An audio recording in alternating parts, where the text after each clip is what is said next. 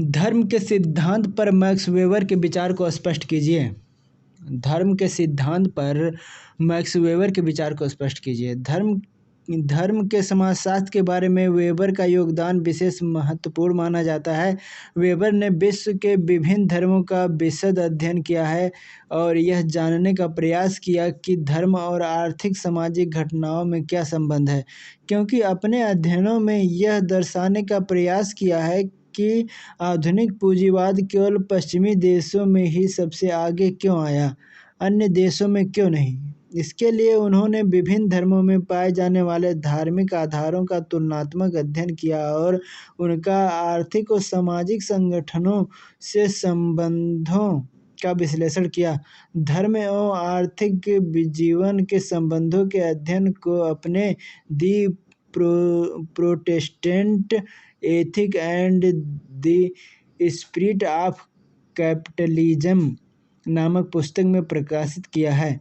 आर्थिक कारक ही महत्वपूर्ण हैं, किंतु मार्क्स की भांति वे आर्थिक कारकों को मानव के सामाजिक, राजनीतिक, धार्मिक,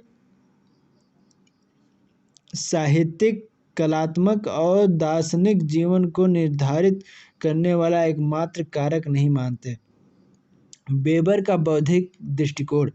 वेबर ने धर्म संबंधी विचार का उल्लेख उनकी प्रसिद्ध कृति the Protestant ethic and the spirit of capitalism में पाया जाता है। इस कृति में उन्होंने यह प्रश्न उठाया है कि पश्चिमी समाजों में प्रचलित इस विचार का मूल क्या है कि मनुष्य का कर्तव्य ईश्वर द्वारा प्रदत्त अपनी आजीविका कमाने में है।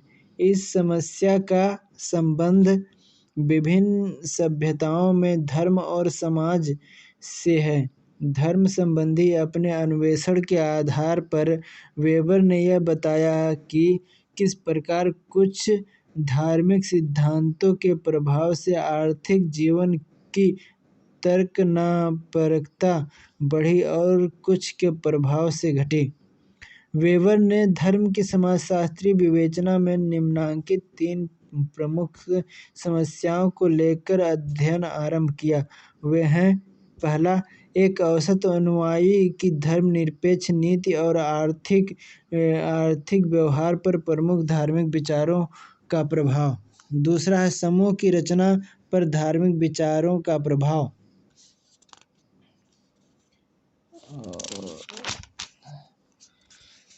तीसरा है विभिन्न सभ्यताओं में धार्मिक सभ्यता के कारणों और प्रभाव की तुलना के बाद पश्चिमी सभ्यता के तत्व का निर्माण करना।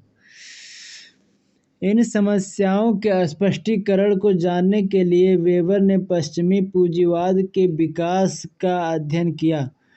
उन्होंने यह जानने का प्रयत्न किया कि पूंजीपति लोगों में धार्मिक रुझान का प्रारूप क्या है। वेबर ने अपने अध्ययन में यह पाया कि सभी समाजों में बड़े व्यापारियों के मस्तिष्क में एक नैतिक कल्पना होती है कि देवता व्यक्ति से अच्छे कार्य की अपेक्षा करते हैं तथा उसे समुचित पुरस्कार भी देते हैं तथा बुरे कार्यों के लिए व्यक्ति को दंड भी देते हैं।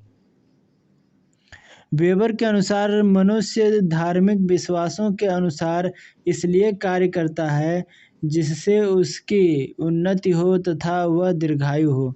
वेबर ने अपने इस अध्ययन में धार्मिक कारकों को परिवर्तनीय तत्व माना है और उसका आर्थिक तथा सामाजिक घटनाओं पर क्या प्रभाव पड़ा है इसका कार्य कारण के आधार पर विश्लेषण किया है। वेबर का विश्वास है कि केवल कुछ अर्थों में समान और अन्य अर्थों में भिन्न उदाहरणों का अध्ययन करके ही किसी कारक के कार्य कारण प्रभाव का निर्माण किया जा सकता है।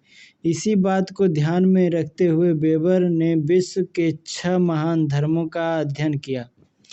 वेबर ने अपनी गहरी पद्धति शास्त्रीय अंतर्दृष्टि द्वारा प्रोटेस्टेंट धर्म के उन विचारों को ढूंढा जिन्होंने आधुनिक पूंजीवाद की आत्मा को विकसित किया। उन्होंने धर्म को एक परिवर्तनीय तत्व माना है और यह दर्शाया है कि धर्म किस प्रकार मानव के सामाजिक और आर्थिक जीवन को प्रभावित करता है। अपने अध्ययन के आधार पर वेबर ने धर्म के समाजशास्त्र के बारे में निम्नलिखित निष्कर्ष दिए। पहला, धार्मिक एवं आर्थिक घटनाएं परस्पर एक दूसरे से संबंधित और एक दूसरे पर निर्भर हैं। इसमें से किसी एक को दूसरे का निर्णायक मानना उचित नहीं है। वास्तव में ये दोनों एक दूसरे को प्रभावित करती हैं। दूसरा, हमें घटनाओं के विश्लेषण में एक तरफा दृष्टिकोण नहीं अपना लेना चाहिए। केवल आर्थिक या धार्मिक आधार पर ही किसी घटना की विवेचना नहीं करनी चाहिए, वरना अन्य कारकों के प्रभाव को भी ध्यान में रखना चाहिए। तीसरा, परंतु अध्ययन पद्धति के आधार के रूप में इनमें से किसी एक कारक को यह परिवर्तनीय तत्व माना जा सकता है। वेबर धार्मिक कारक को एक परिवर्तनीय तत्व मानकर उसका आर्थिक तथा अन्य सामाजिक घटनाओं पर प्रभाव मालूम करने का प्रयत्न करते हैं। वेबर ने सभी धर्मों के सभी तत्वों का उल्लेख न कर उनके केवल आदर्श प्रारूपों का ही उल्लेख किया है। इसी प्रकार से आर्थिक कारकों के भी आदर्श प्रारूपों को ज्ञात किया। स्पष्ट है कि वेबर ने अपने धर्म के अध्ययन में आदर्श प्रारूप की अवधारणा का प्रयोग किया है। वेबर ने धार्मिक और आर्थिक कारकों के संबंधों को जानने के लिए विश्व के 6 प्रमुख धर्मों हिंदू, बौद्ध, ईसाई, कन्फ्यूशियस, इस्लाम तथा यहूदी धर्म का अध्ययन किया और प्रत्येक धर्म में पाए जाने वाले उन आर्थिक विचारों को ज्ञात किया जो उस धर्म से संबंधित लोगों के आर्थिक और सामाजिक जीवन को प्रभावित करते हैं। अपने अध्ययन के आधार पर वेबर ने यह प्रकट किया कि केवल प्रोटेस्टेंट धर्म में ही कुछ ऐसे आर्थिक विचार पाए जाते हैं जिन्होंने आधुनिक पूंजीवाद को जन्म दिया, यद्यपि इसके लिए अन्य कारक भी उत्तरदायी रहे हैं। वेबर कहते हैं कि यूरोप में जब रोमन कैथोलिक धर्म प्रचलित था तो पूंजीवाद नहीं पनपा, किंतु धार्मिक सुधार आंदोलन के कारण जब प्रोटेस्टेंट धर्म का उदय हुआ तो आधुनिक पूंजीवाद का भी उदय हुआ। वेबर ने अपने पुस्तक the Protestant ethic and the spirit of capitalism में धर्म संबंधी विचारों की विवेचना में पूंजीवाद तथा प्रोटेस्टेंट नीति को विशेष महत्व दिया है। इन्होंने स्पष्ट किया है कि प्रोटेस्टेंट धर्म की नीतियां पूंजीवाद के विकास को प्रभावित करती हैं। वेबर के अनुसार प्रोटेस्टेंटवाद वह धार्मिक विचारधारा है जो पोप के सर्वस्व अधिकार को स्वीकार नहीं करता है और जिसमें विवेक का तत्व विशेष रूप से पाया जाता है। नैतिकतावादी दृष्टिकोण, संग्रह की प्रवृत्ति, ईमानदारी, श्रम के प्रति निष्ठा, ये सभी प्रोटेस्टेंट धर्म के प्रमुख तत्व हैं जिनके कारण यूरोप के प्रमुख देशों में पूंजीवाद का विशेष विकास हुआ। प्रोटेस्टेंट धर्मावलंबियों को परिश्रम की प्रेरणा दी गई है। प्रोटेस्टेंट धर्म में सक्रिय जीवन, परिश्रम, समाज का सदुपयोग, व्यर्थ की बातचीत न करना, अधिक न सोना तथा ईश्वर के ध्यान के स्थान पर कार्य करना आदि को व्यक्ति के जीवन की नियमावली के अंतर्गत रखा गया है। वेबर ने प्रोटेस्टेंट धर्म में पाए जाने वाले उन आर्थिक विचारों का भी उल्लेख किया है जिसने आधुनिक पूंजीवाद को जन्म दिया। वेबर ने प्रोटेस्टेंट धर्म के आचारों की तुलना दुनिया के दूसरे धर्मों से की की और वे इस निष्कर्ष पर पहुँचे कि केवल प्रोटेस्टेंट धर्म ही ऐसा धर्म है जिसके आर्थिक परिणाम अधिक स्पष्ट एवं दूरगामी हैं।